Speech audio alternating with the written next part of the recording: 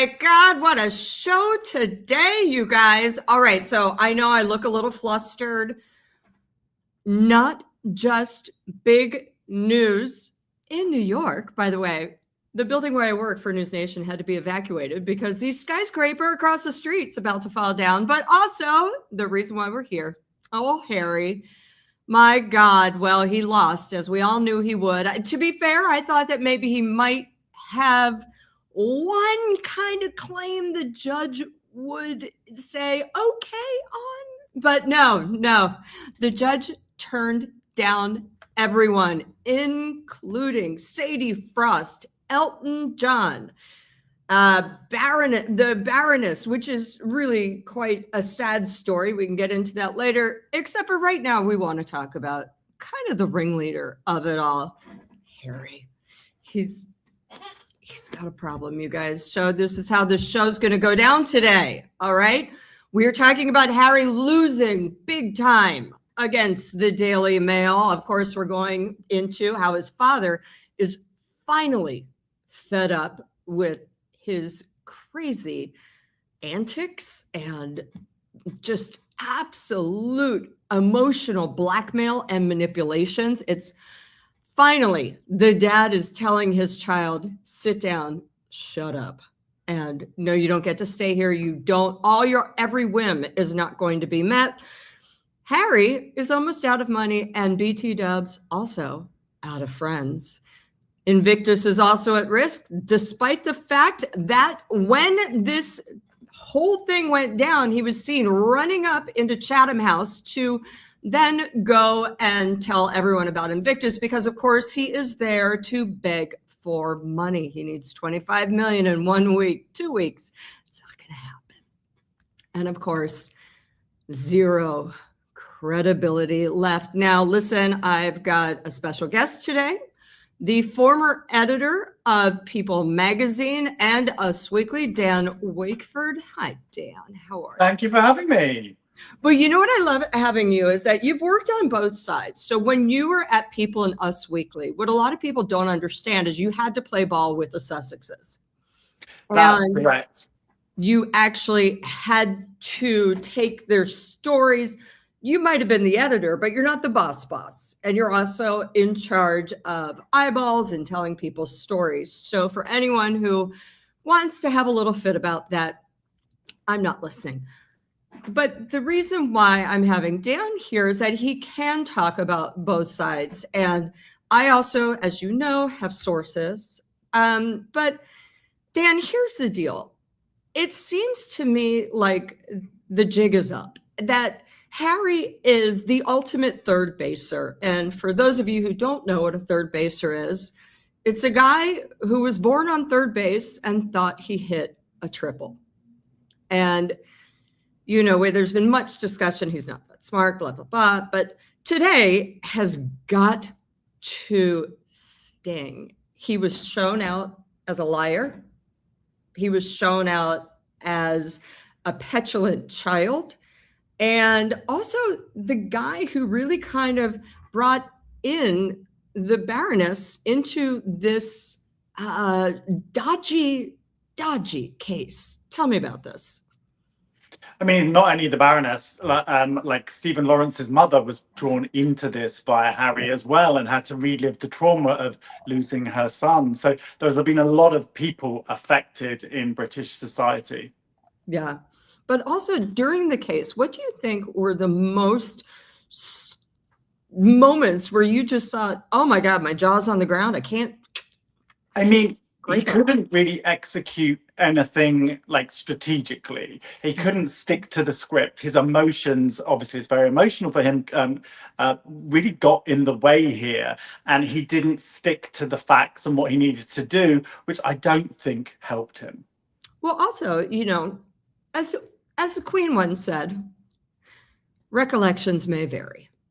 And it seems that his recollections vary a lot. You know, he said he didn't remember Charlotte Griffiths. He said, no, I never would have been friends with her. I knew if blah, blah, blah. And a bunch of other stuff he said on the stand was just turned out to be demonstrably wrong. I mean, when it's stories and from a quarter of a century ago, the case should have never taken place. Like who can remember stories from back then and providing evidence? Like the idea that this case actually went ahead and that they felt that they could provide the proof is crazy. Well, it's interesting because there's a great story out from a Substacker today. And hold on, let me get the name because everyone needs to read this story. It's called The Upsetter. And what's fabulous is, so in December, when, you have to show the other side what your facts are. And in December, Harry's side got all the facts from the Daily Mail, and they realized that the Daily Mail had not destroyed any of the notebooks from 20 years ago. They still had all the texts. They still had everything. And apparently they then freaked the frick out and tried to settle. And this was going on up until Christmas Eve, where the Upsetter has somebody on the record saying, yes, I was a part of this, a former journalist. And they went to the Daily Mail and said, okay, let's settle. Let's just settle this now. And the Daily Mail said, nope, we're going to trial. We're done. Because I think in a way it was very brilliant of them. Number one, it didn't leave any room for Harry to say, that's right, they've settled. We've settled. It's over. We're moving on. Kind of like what he did with the Sun or the Mirror, saying they've settled and was crowing about it. This one, I think the Daily Mail was like, no, you laid your bed. Now you're going to lie in it. Yeah, I think there was a presumption that the Mail were going to settle, and that was the strategy, and the actual evidence and the arguments obviously weren't there. 100%. And then all of a sudden, oh my gosh, this is, I mean, it's pretty damning what happened. And then, of course, Harry is seen going into Chatham House, trying to do an Invictus event where he literally looks like somebody's just punched him in the stomach. And of course, minutes later, you see this man, the guy I like to call the architect of it all. Oh, sorry. This man, David Sherborne, really the winner in the case. If the Daily Mail won, yes, that is obvious. But the real winner is this small, tan man with big hair. He's known for his hair, so I like to mention it. This guy has made tens of millions, if not hundreds of millions, off of wiretapping cases in the UK. And he is the one who has been pushing all the defendants. Come on, come on. In fact, it was, as I'm hearing, Hugh Grant that got them all together to begin with.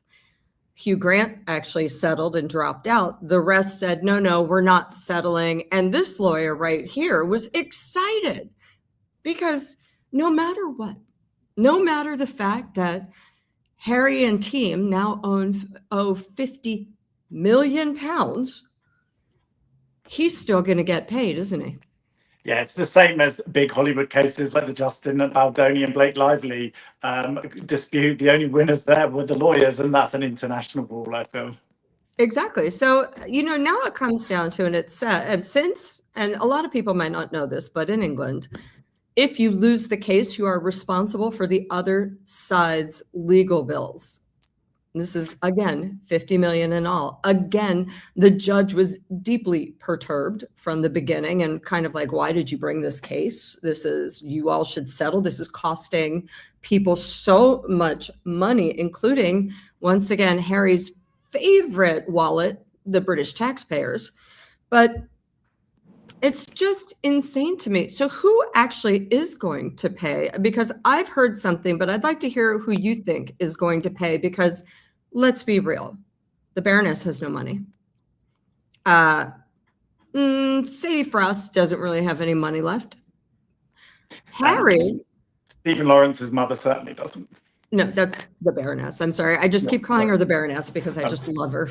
I do. I think that Stephen Lawrence's mother should always just be referred to as the Baroness. Especially after what she went through. Harry doesn't have that much money, but Elton John does. Yeah, Elton John is not suffering, so I'm sure he will be looking to pick up some of this. But from talking to people around Meghan and Harry over the last 4 months, um, Meghan is was very concerned about the results of this trial because of the finances and how much money Harry had put into this. I don't. Our report on celebrity intelligence doesn't subscribe to the idea that they're going bankrupt and they're very close to running out of money, but their income does not cover their expenditure right now, and they do need to sort out making sure that that happens in the next 5 years, or the situation will be very, very different. And Meghan was particularly concerned about this trial, so they are on the hook for a lot of money. Whether Elton's going to swoop in and take the lion's share of it, I'm interested to hear what you've got, what you know, Paula. I have heard that Elton is indeed going to take the lion's share. He's the only one who can really afford to. And again, how is that going to affect Harry's relationship? Was that a decision that was discussed before this happened many years ago? But Harry came off this after winning battles with the Sun and the Mirror. So there may have been just a presumption that this was going to go his way. There was a presumption it was going to go his way, but I am hearing that oh, Dan, where'd you go, honey? I am hearing, I'm going to take Dan off till he comes back. I am hearing, to be fair, that there is a schism and a break in the Elton and Harry relationship. I'm also hearing, this is fun. Remember how I said Invictus needed 25 million to meet their funding? I'm hearing Harry asked Elton and Elton declined. So it is very interesting, and Harry is upset that Elton declined. Harry also feels like he was brought into the case because of Elton. Elton apparently introduced him to David Sherborne. I'm going to text Dan while we're here. Hop back on if you can. We'll see if he hops back on. I hope he does. But it is interesting because this whole thing has messed up Harry's relations with pretty much everyone. You've got the Daily Mail now crowing, absolutely crowing about an overwhelming vindication of our journalism, which of course means guess who is now feeling free to go 100% off, right? That one. And the thing is, it's already, Dan's back. Hi, honey. There's Dan. That's okay. So here's the deal. The Daily Mail is now crowing, as frankly they should. They're saying our journalists are great. We never used anything horribly wrong. Clearly, we were in their social circles. And I'm sorry you can't do this. But not only does this burn Harry and I would say Meghan's relationship with the press, it also burns his relationship with his former friends. I will say Elton there's going to be a huge distance between them now, but also between his staff. He's seen a lot of staff turnover, and I can't imagine how Liam, we all know how I feel about Liam and Sunshine Sachs are going to be dealing with this after, pounding their fists and banging their head against the wall, calling all of us liars and threatening some of us with legal action despite not knowing U.S. libel laws. But the other issue, Dan, is in this whole process, Harry has shown himself to be blatantly a liar. So does he have no reputation left to defend? You know this. I mean, people have tried to sue people and Us Weekly while you were there. And it's very difficult once you have no reputation to defend. I mean, this has affected his reputation and his credibility in many ways when you lose a case and that you're seen. Oh, dear. Dan's gone again. Sorry, guys. The big issue is it's the same thing. Like Britney Spears a long time ago tried to sue the press, and the court threw her out, said, no, you have no reputation to defend. Same with Monica Lewinsky. She had no reputation to defend after the Bill Clinton saga. So I think Harry's going to have a real hard time proving that, in fact, he can tell the truth. Also, you look at what happened with Buckingham Palace, right? I'm coming. I'm not coming. I'm coming. Okay, fine, Pa. I need a place to stay. And finally, his father showed some balls and said, you know what? No, we're done. I'm tired of the tantrums. I'm tired of Dan's backward. Try it again. So, Dan, I was just telling everyone about how King Charles has finally seemed to stand up to his youngest son and finally said, no, I'm tired of the manipulation. I am exhausted with your tantrums, frankly. And no, you can't just call me last minute. And everyone's saying, oh, there could have been a room in Buckingham Palace because it's effing huge. But actually, it's been going on. It's been undergoing construction. And there does need to be planning for security, for staff. It's a summer. So nobody lives there at the moment. So nobody. Like, to have to suddenly have inhabitants takes a lot of changes and a lot of effort. And what King Charles is showing is that he's doing everything by the book. That like everything is now like, this is protocol and I am Oh, there he goes. I'm going to just text him and say, we will try him another time. So here's the problem, guys. King Charles says, okay, Harry, I'm done. You've literally thrown the biggest manipulative tantrum of all. You can't have this. Harry is now in London by himself. Also, BT Dub, don't date Meghan. Because if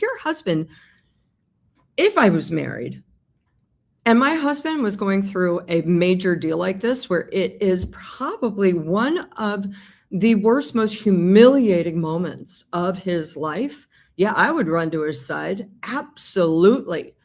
Meghan's not there. Now, Harry does have to go to Invictus. And she is said to be bringing the children there. Of course, they have money they need to make. So they are going up there. They have to reestablish whatever ties they can. I do believe King Charles will see Harry if the kids are there, not Meghan. Nobody wants to be in a room with Meghan ever again. I can't hear you. Oh dear.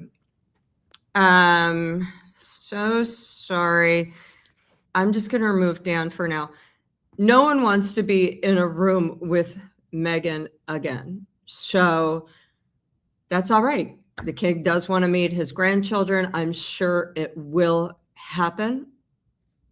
Also, I have been reliably told that they are indeed filming a documentary for Diana's 30th anniversary. It's a disgusting anniversary to try. It's disgusting. It's like, she's dead. Let's do something else. You know, Harry also seemingly tends to forget that he's not the only one who lost his mother. So did William. Harry also tends to forget that he is on the board of, or doing some role with Better Up, a shrink play. You know, they have lots of shrinks. And he also had the Heads Together or something with William.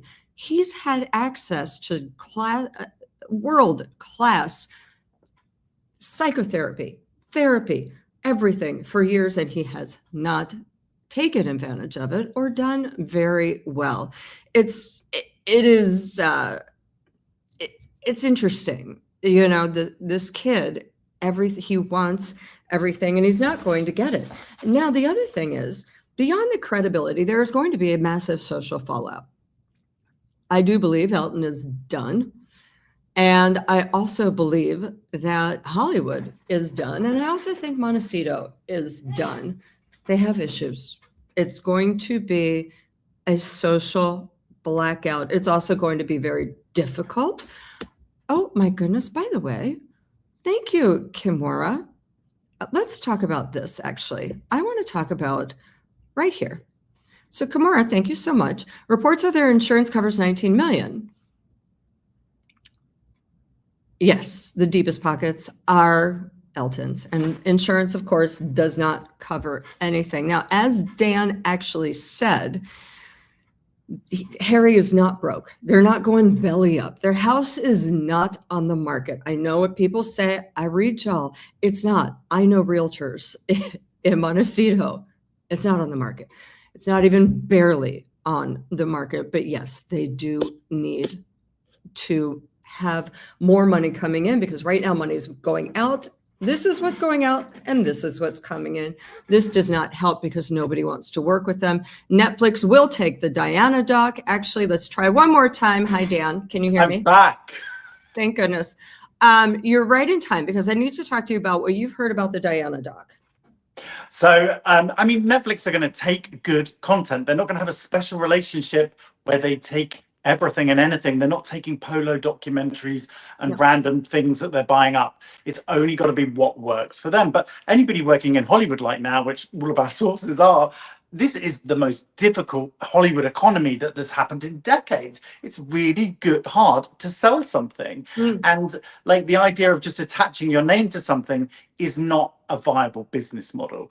Doing something where you've got personal insight, like telling Diana's story, of course they're going to sell and accept that. Anybody would take a documentary from the son of Princess Diana and to take that to their platform and their network. But how many other projects are really going to come through that are as special as that?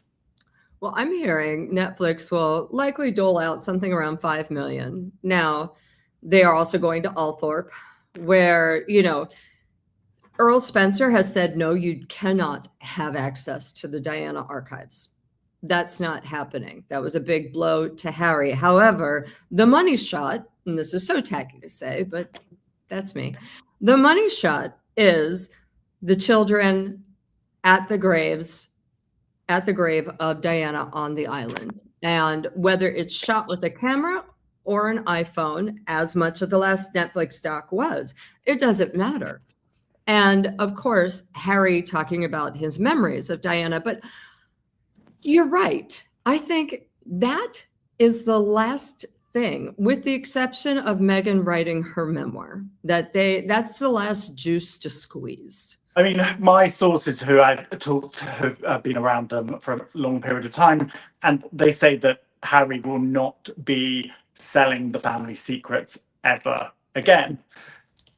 Being a tribute to his mother, that is different. But like the idea of him talking about William or Charles again in a book or a documentary is off the table.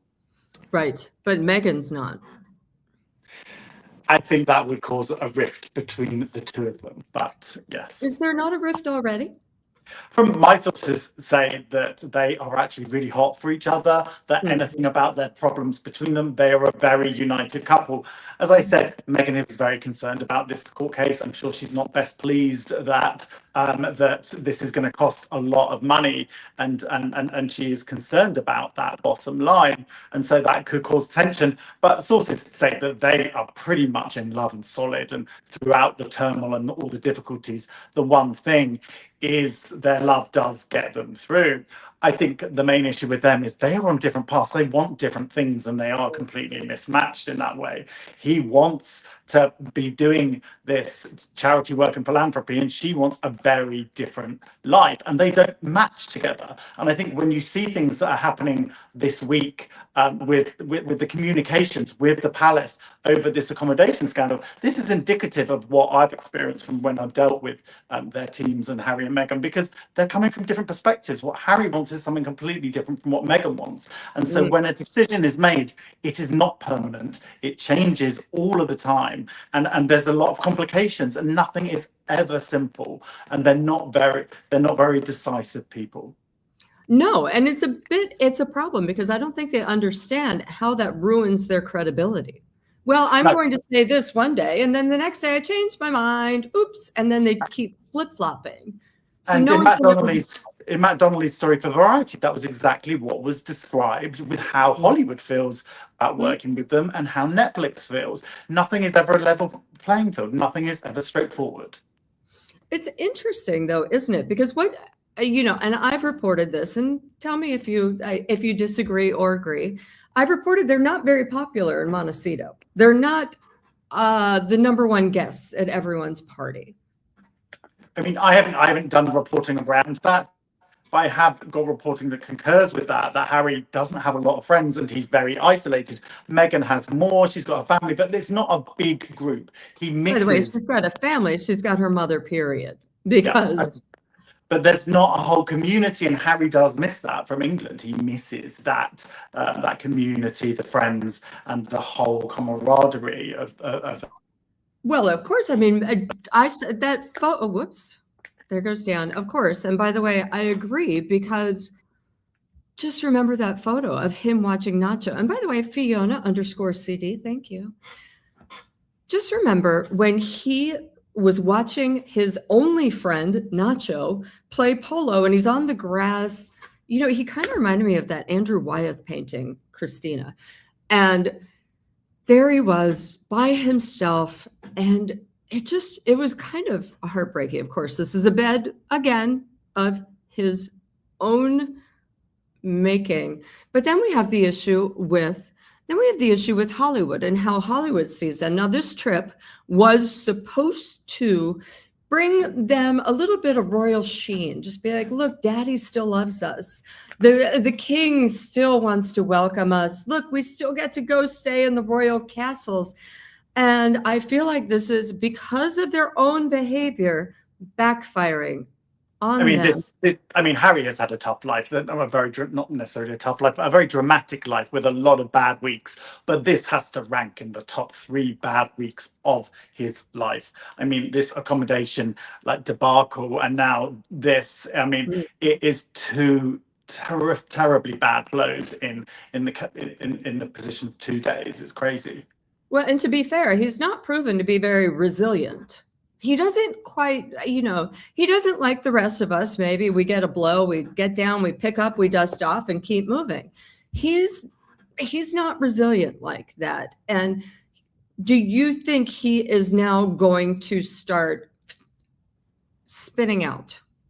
I mean, sources have reported that he has not been in the greatest space over the last few weeks, but from looking at his actions, it does seem like somebody who is spinning out, and it's hard to predict what would be next. It's very hard to say what they should do next, because they have completely different ambitions. They're completely 2 different people, and I think that is one of the core issues with the problems that they go through.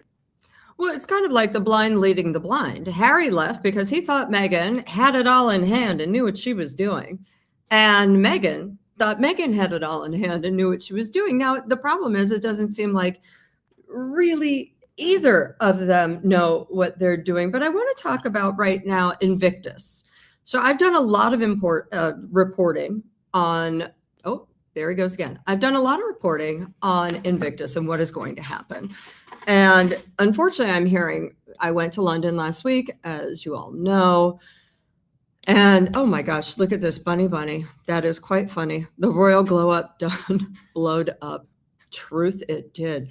Now, the thing about Invictus is, again, the British taxpayers, not by their will, gave $29 million for Invictus. Harry has raised $4 million so far from anonymous donors, period. He needs $25 million more. This week was supposed to be a blowout win for him.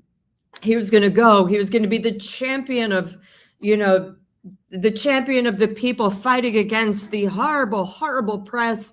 And then he was going to go and charm everyone and get them on side and boom, get $25 million in the bank. It was going to be great. He was going to come home a hero. Unfortunately, nothing is going well. Elton John is not given money. Not happening. BT dubs. Elton's like, I'm shelling out enough for this court case. Stop it. Stop banging on my door for cash, which I hear you. I've got relatives like that.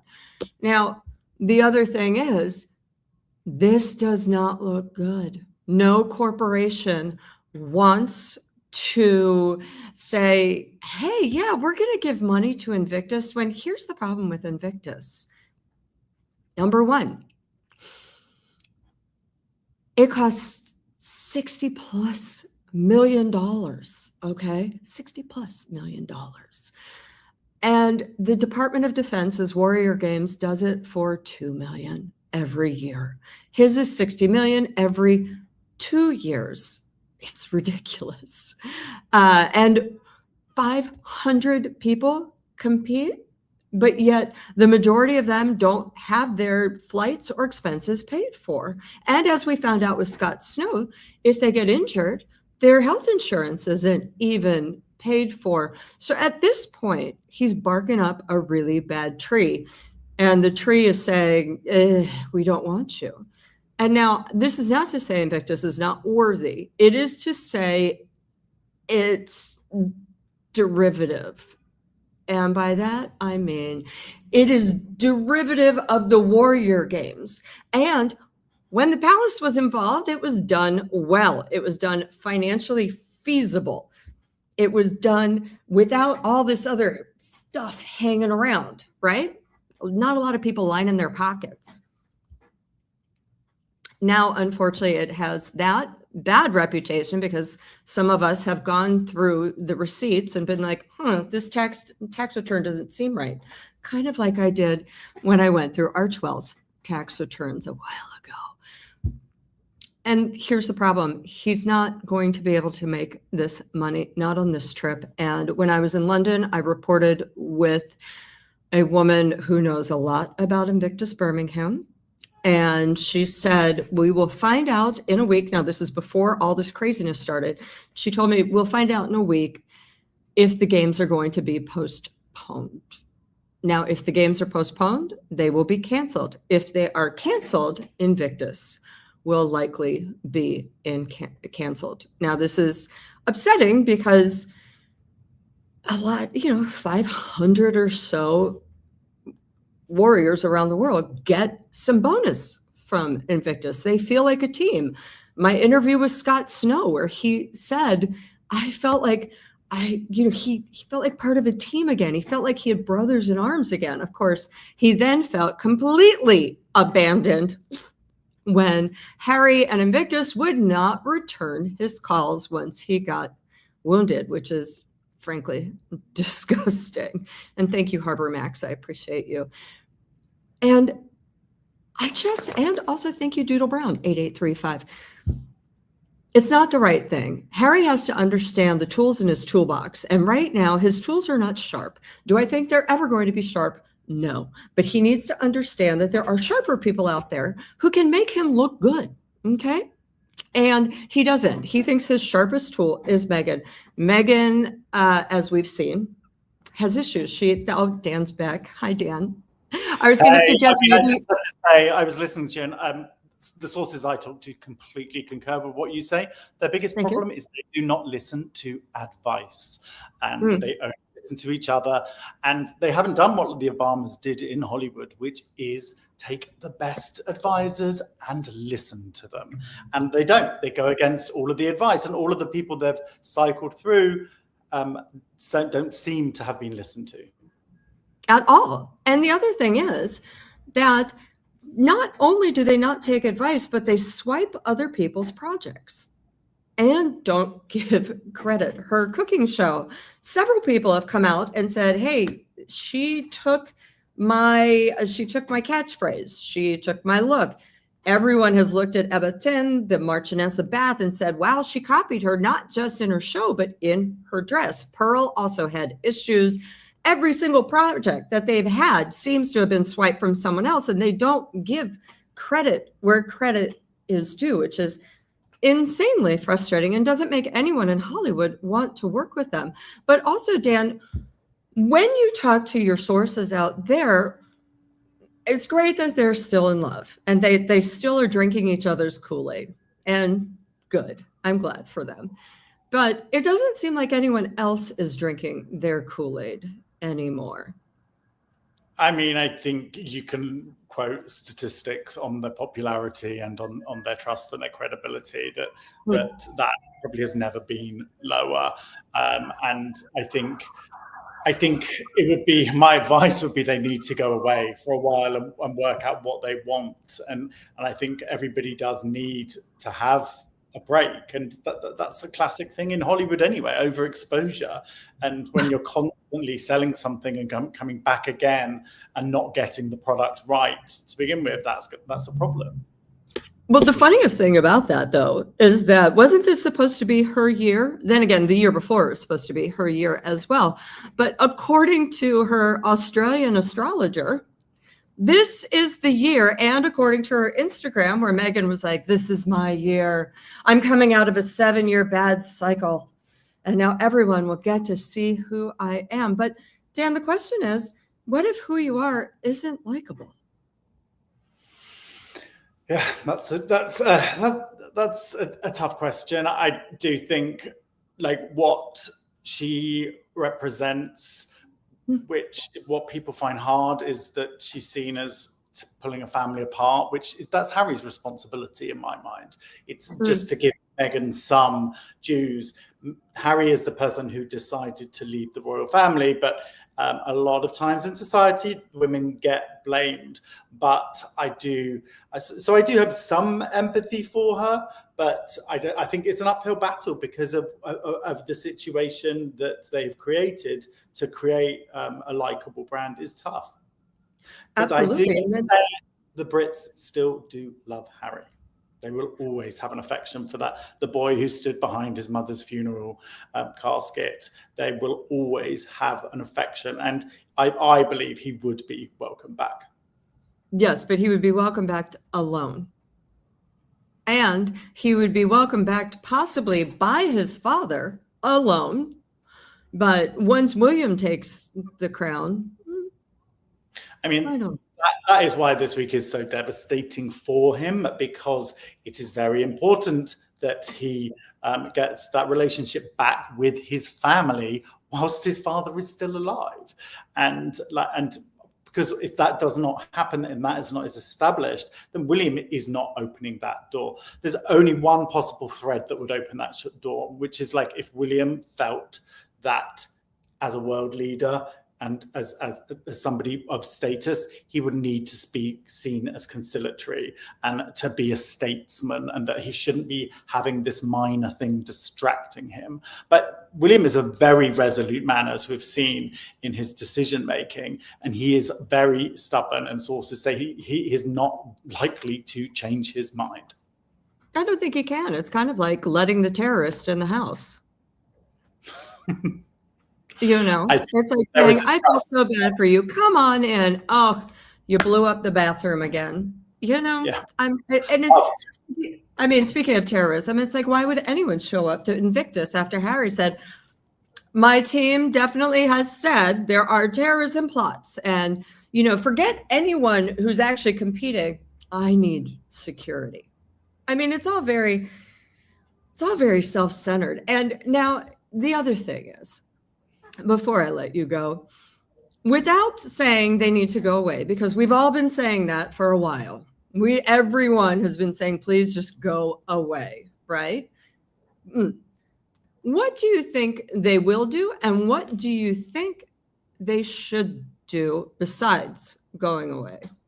They should go away. I think Meghan really financially should consider going back to acting. I think that she should find a part. We're talking like a Demi Moore version of the movie she did that she was nominated for an Oscar, a really gritty part that's nothing to do with being royal or a princess, and do something completely different.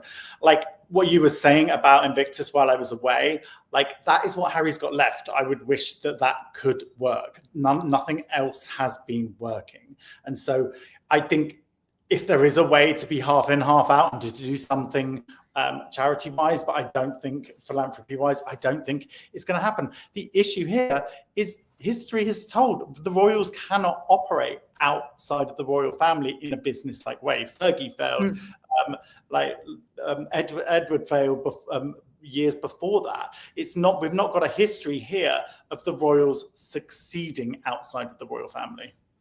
Yeah, no. And by the way, we've got a Brit saying, I don't like Harry because he, wifey, her mom, and friends implied that all British people are racist. So I'm sorry. Harry can go to Snake Island with the other poisonous reptiles. And I do think, when I was in London, I heard a lot of this, a lot of people saying, come on, come on. We're not really, you're going to paint us with this brush.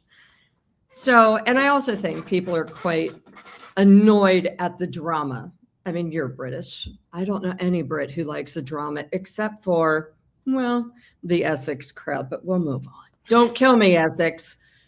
But I just think at this point, it's going to be fabulous. And again, to everyone out there and to Dan, I'm not just piling crap on the wall. I am literally following this because this is my soap opera. And it has been the days of our Montecito lives for me for about a year when I decided to start doing the weekly Sussex crash report because I thought it would be a one-off. Ha! Silly me. It is glamorous drama, that is for sure. Oh my God. And it's literally, I feel like it's actually a telenovela. I feel like to say it's a soap opera is not giving them their due. I feel like it's so dramatico. It's definitely telenovela. Paula, even if they weren't royal, we would be like enthralled about this. If you were telling me about your cousin and this situation was happening with her cousin, I would be sitting there on the edge of my chair. Add in 100%. The fact that you've got a Hollywood B-list actress and you've got a prince, a princess, and everyone else involved. It's crazy if you think of it that By the way, I love that you're still being so kind and calling her a Hollywood B-list actress and suggesting that she could get a Demi Moore type role. Honey, I don't know if you watch Suits, but let me tell you what. It was like, I love you. It was the most wooden acting. It was insane. And I think at this point, she should just go full method. But Dan, thank you so much. I really appreciate you joining me. I just appreciate it. Hopping on. Sign up for Celebrity Intelligence, the newsletter. Exactly. And where can you find it? Is it on Beehive? It's on Beehive, so it's www.celebrity-intelligence.com. And he's also on YouTube. Thanks, Dan. I appreciate it. Take care. All right, you guys, I do need to hear from you because I feel like I got a little distracted. There was a lot going on this because, of course, and also, frankly, I'm still jet lagged. But I do want to know, do you guys, is there any way in Sam Hill that you would want to bring them back? And, oh my gosh, this is a good comment. Hold on. Fancy bringing the kids to visit dead Granny Diana's graveside for Netflix and the money with no interest in a relationship with the living grandfathers. That is true. While we do talk about King Charles a lot, there is still Thomas Markle. And of course, there are the horrific rumors that once he dies, there will be stories told from Meghan to justify her behavior. But disgusting. Wait, what is this from the Nitwit? Dan assumes that the family is blamed for ripping apart as Harry's and not her own. That's true. She also is not nice to her own family. She's shown us who she is.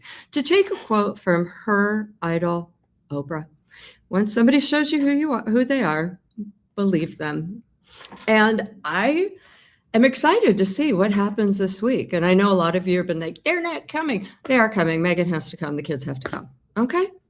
So they need that money. They need that doc. They need to be seen as part of the royal family because, again, do we not remember this, right? Hello. Hold on. Nope. Oh, gosh, this will work. The People magazine. We are working royals. Okay. They need to remind people that they are indeed royal and that they can still stay in a castle. Now, I do have some other stuff coming out later this week. Again, I'm going to do some more digging on the Elton-Harry relationship, some more digging on Invictus, but I'm telling y'all that it's on life support, and it's a shame. Now, when people say again, oh, the veterans, It's 500 veterans from around the world. All the countries, with the exception of a few, like, take care of their veterans. They have other programs. U.S. veterans have Wounded Warriors. Canada has programs. The UK has programs. And again, the problem with Invictus is that when and if they get injured, the veterans are once again cast aside. So I say, yes, let's have a veteran thing. Let's support our veterans. Absolutely. But you know what? Let's not use them to burnish our own reputation, because that's just disgusting. You know what I mean? All right. Now, I would have a Daily Doug for you, but I didn't have time to A, upload it, and B, I had to shove him in the bedroom because he was barking. All right. I don't know what it was, but he went crazy. So I do not have Doug for you today. I will upload a photo on the community posts later. All right. Thanks again, guys. I really appreciate you all a lot. And thank you. I'll talk to you soon. Well, I'll probably talk to you tomorrow. Let's be honest. All right.